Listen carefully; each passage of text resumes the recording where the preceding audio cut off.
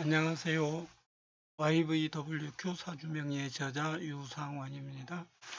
앞 영상에서 조우가 있고 없고에 따라서 수기 쓰는 법이 다르다고 우리가 공부를 했어요.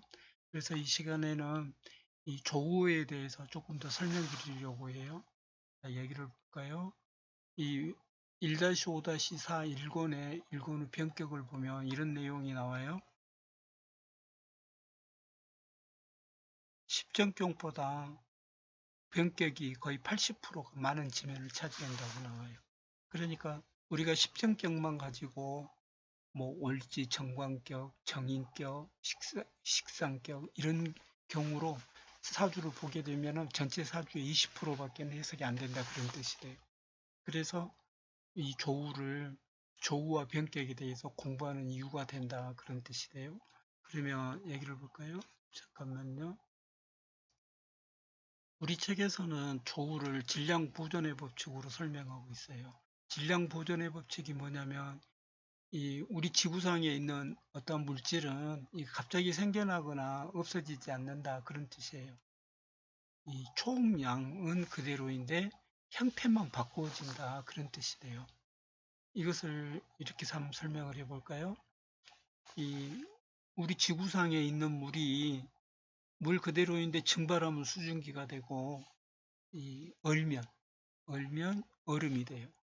이랬을 때 더우면은 증발하고 추우면 얼음이 되는데 그 덥고 추운 것이 조우라 그런 뜻이 돼요. 그래서 자 잠깐만요. 이것을 우리 더 사주에 대비를 해볼게요. 우리 사주는 생극제화라고 하는 이법 위에서 구동이 돼요. 그리고 그 이법 위에서 다시 기법, 조우가 작동을 하게 돼요.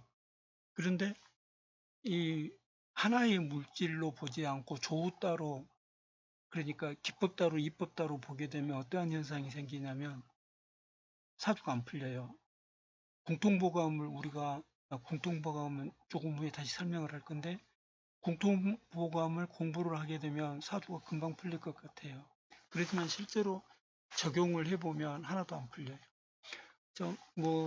신살, 공망, 뭐 한두 개, 뭐 삼재, 아니면은 뭐 오행 하나, 육신 하나, 뭐 12운성 하나, 한두 글자 이렇게 대비하게 되면 사주가 안 풀리지 않는 것과 같아요.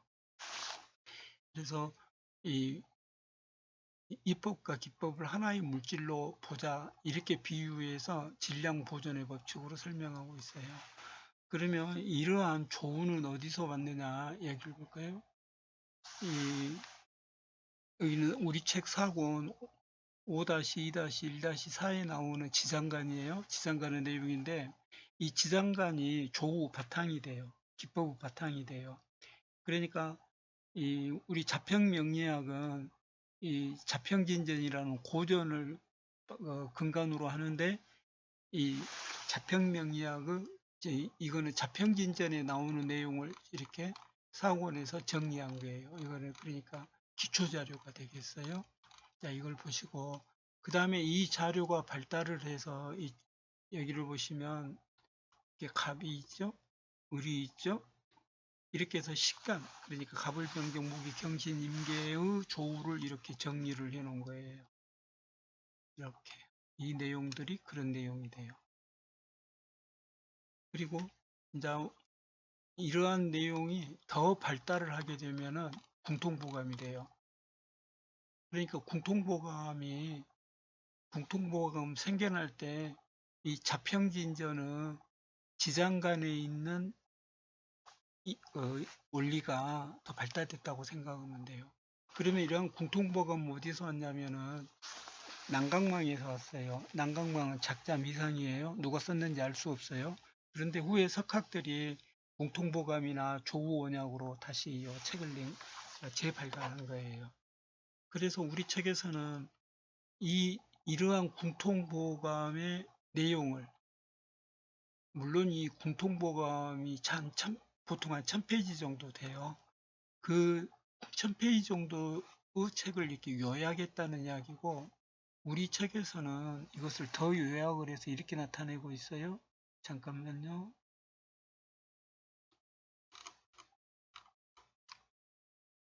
이러한 도형으로 요약을 했어요. 그러니까 이 도형을 외우셔야 돼요. 못 외우면 조견표를 만들어서 보고하셔야 돼요. 우리가 이 봄, 가을은 이렇게 봄, 가을은 조우가 급하지 않아요.